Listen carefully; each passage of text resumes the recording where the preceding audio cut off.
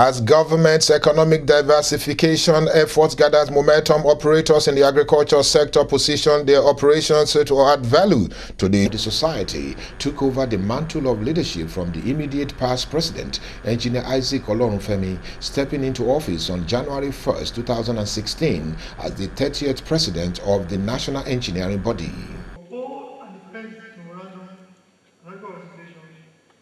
I have the image and brother of the engineering program and promote the work of engineers in Nigeria. I ask, will you, Engineer Otis, Oliver, I fulfill all these obligations in the work of the community? Yes, I will. Engineer Anyeji, the 30th president of the Nigerian Society of Engineers, NSE, who serves as deputy president for the past 2 years between 2014 and 2015, is expected to lead the society as president and chairman of council for the tenured period of 2016 and 2017. He has resumed full responsibility in his capacity as the NSP president, expanding his vision for the society for the period of his presidency. This process can be applied broadly. The functioning and productivity of state matters will benefit immensely by systematically adopting and applying the engineering method in government business processes. Citing the dire economic situation and dismal infrastructure stock status of the country, Engineer Otis declared that it was time for engineers to take full control of the engineering activities in all sectors of the Nigerian economy in order to make a resonating impact in the collective quest of bringing the country back to the track of progress and prosperity. Engineering economy or economics is the type of economics through which engineers seek solutions to problems with the economic viability of each alternative solution usually analyzed together with its technical aspects. Engineering is key to over 95% of the activities of the public sector of the economy. As such, engineering economics is critical for planning and managing an economy. Engineer Anyeji, who personally vowed to pursue that undertaking with vigor, is a trained mechanical engineer whose vast practice experience cut across all the spectra of engineering. Since 1976, he had working stints at the Nigerian Railway Corporation, Peugeot Automobile Nigeria (PAN), Nigerian Airport Authority, the Nigerian National Petroleum Corporation, amongst others. He is presently the chairman chief executive of Otis Engineering Limited, a consulting engineering firm which was founded in 1987 and has consulted on virtually all basic industrial sector. Engineer Otis is a fellow of the Nigerian Society of Engineers, fellow of the Academy of Engineering, and member of the Association of Consulting Engineers of Nigeria, ACEN. He vowed to use his wealth of experience to advance the cause of engineering and Nigeria's economic prosperity. The Nigerian Society of Engineers, using its Industrial and System Engineering Institute, is in a unique position to assist the various levels of government in Nigeria with analysis and design of governance policy structures. The investiture ceremony, which took place at African Hall of the International Conference Center, Abuja, had in attendance dignitaries from within and outside Nigeria and had the executive governor of Anambra State, Mr. Willie Obiano, as the special guest of honor. Governor Obiano, who was represented by the Deputy Governor, Engineer Nkem Okeke, in his speech appealed to the three tiers of government to extend the local content law to other sectors of the economy, especially the construction industry. He said amendments to the law to include the sector will address grumblings in the oil and gas sector. On behalf of the Governor of my dear state, Chief Willie Obiano, I bring you greetings from Anambra. This very act underscores the importance of engineering and technology to the aspirations of our founding fathers. Ever since then, the story of Nigeria has largely been an engineering story, starting from the roads linking the landscape to the bridges, the airports, and everything else. Speaking further and making the needed case for Nigerian engineers, he stated that a vibrant construction industry dominated by indigenous engineers is vital for accelerated growth of the Nigeria's economy and the country at large. To the smallest nanotechnology. Engineering has bloomed in Nigeria. It has the thirst and hunger for it. Young Nigerians have shown a keen appetite for engineering, struggling for the few spaces that exist in the engineering faculties of most universities.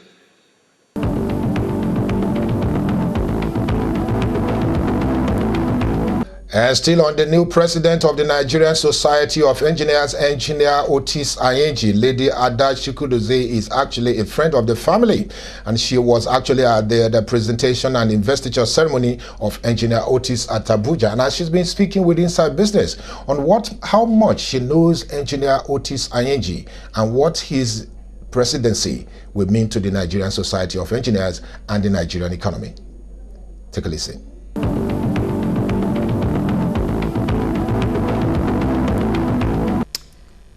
There and I witnessed it all, and it gave me great pleasure. I was so proud, having come from the same town as Engineer Oliver Tabo Anyeji by virtue of marriage. Okay. Yes. So he's an illustrious son of Okija, a man that we are so proud of.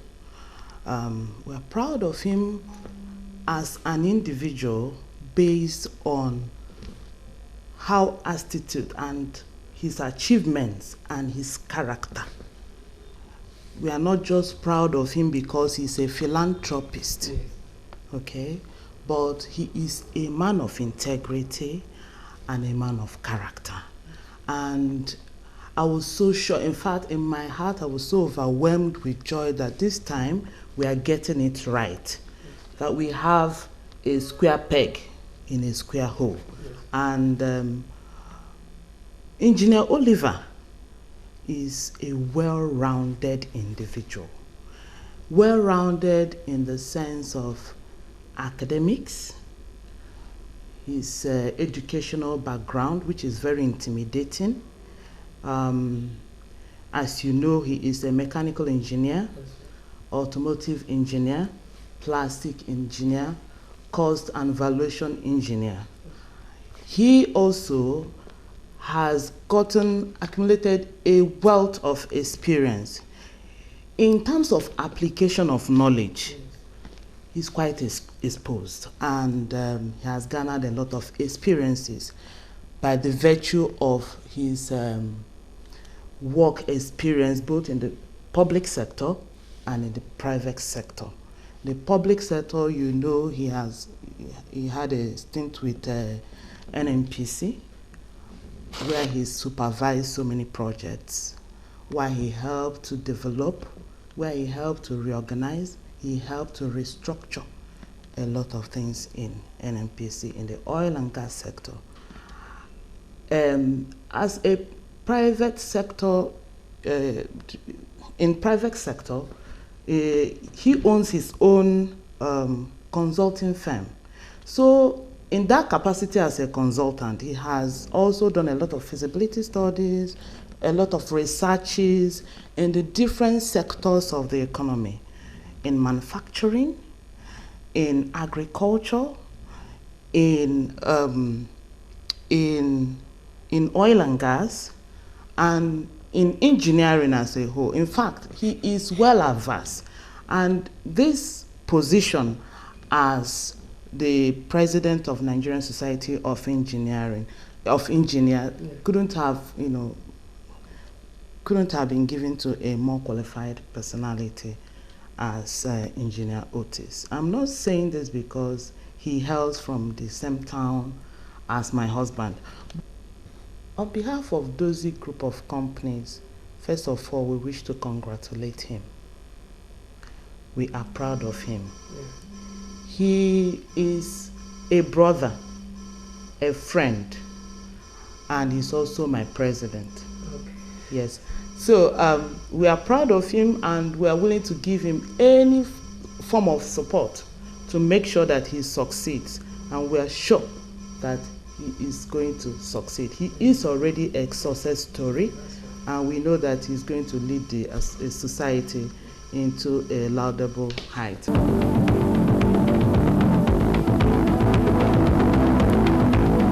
Indeed, it has been said that water is life, and a new water is in the town. And this particular water is quite different from all others because it's add more value and health benefits to man and humanity. It is called Lesson Artisan Natural Water. It's made by an organization in Nigeria headed by the Chairman Chief Executive Lance Musa Elakamin. He spoke with Inside Business on the importance of this particular brand to Nigerians and the health of the nation. It is a well-known fact that water is life, and whoever gives water gives lives. Any water can quench thirst, but Lasena artesian water can do much more. This is because the artesian water is the best water nature can provide. It's sourced from artesian thermal aquifer at a depth of 522 meters with a natural pH of 7.5. It is self-pressurized and comes out at a temperature of between 65 degrees centigrade to 70 degrees centigrade. Hence, it is self-purified and contains alkaline and other minerals which are very good for healthy living. Mr. Lance Musa Elakama is the Chairman Chief Executive of Lasena Artesian Natural Water Limited. She speaks on the importance and the market value of the brand. The company I incorporated in 2008. When I retired from the art service, I said, okay, let me do a cottage industry, water, which is the easiest thing anybody can want to go into. So I said, okay, I have a piece of land, which was in the swampy area. The place was very swampy, actually. So, okay, let me just do a small cottage industry where I can do a borehole, treat the water, purify it, and package and sell to meet the water need of Nigeria. This is a neighborhood. In that case, I bought a reverse osmosis plant, hoping that I will get water easily, once you expect. I bought the machine and kept it. Then I dug the first borehole up to about 180 meters. There was no water. Then they decided I should leave that spot and go to another spot because they did some analysis. I now did a second borehole. That one went to 200 meters. Still, there was no water. They now cajoled me again to try again, do a third borehole, which I did. It went the same way. No, that one has water, but the yield and the quality, it was not fit for human consumption. Therefore, I was frustrated, to say it mildly. Then I said, what do I do now? I can't be stay at home. Let me do something else. Let me venture into plastic bottle so I can serve other water companies. Since I don't have water to package, I went to buy some machine for blowing bottles for other bottlers. I did that for about 9 months. After that, I said, I came here for water, not to be servicing other. Let me try one more time. Just by divine intervention, I met a young man from Turkey, who is a hydro engineer, Mohammed, his name. And I told him my predicament. And behold, he said he can do it. I can get that there's no water. The whole world is water. To tell the world is water, that maybe we didn't go far enough. So he came here, and to cut the story short, he came here, took the soil sample, came back after 3 months, so he can do it, and he commenced the work. At a point, he left the site. I thought he had abandoned like the third person, because he couldn't get water when he got to 300 meters. Not knowing that he had lost the drilling bit head of his machine. So he went to get another one from Istanbul. Then later, after 7 months, thereabout, he struck an aquifer. To his own surprise too, he didn't expect that what he was going to get. We didn't know. We just wanted the normal water table, and that we process and treat and package. More than quenching your thirst, the water has natural healing powers and has been confirmed and corroborated by the Department of Pharmaceutical Microbiology of the Faculty of Pharmacy, University of Ibadan, in addition to several testimonies from customers who have been healed of various ailments by drinking Lasina water.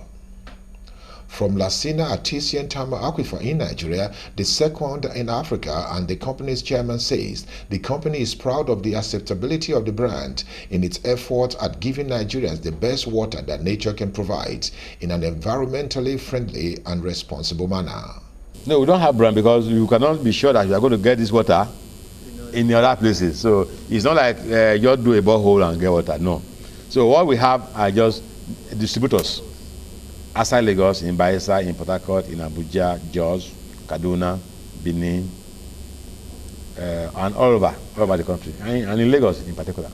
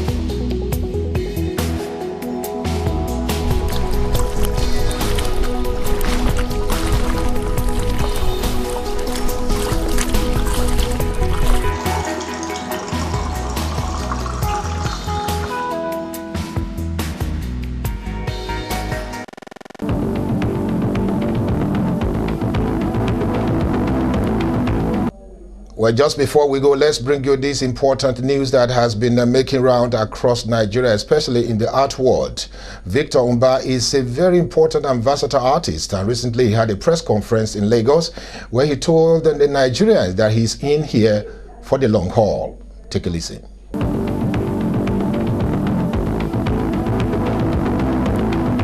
Arts as far back as 1988, you know, but I didn't have any interest in, I didn't have any interest in becoming an artist until 2010, when the passion for arts, you know, was so overwhelming that I had to resign from the back-end industry, and I got into fully into arts, and I specialize in painting, sculpting, you know, relief works, artworks also.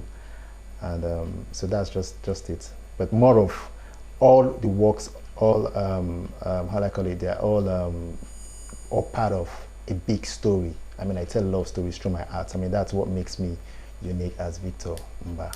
This particular topic and all that, but I'm like, I need to find my peace of mind, you know. And if expressing myself through this exhibition would give me peace of mind, I think it's something I need to go for. And so I seem to be standing alone on this issue. And also the fact that the topic of discussion itself, it's actually been a growing concern. I'm not sure I should let the cat out of the bag right now, but that's just so much I could connect.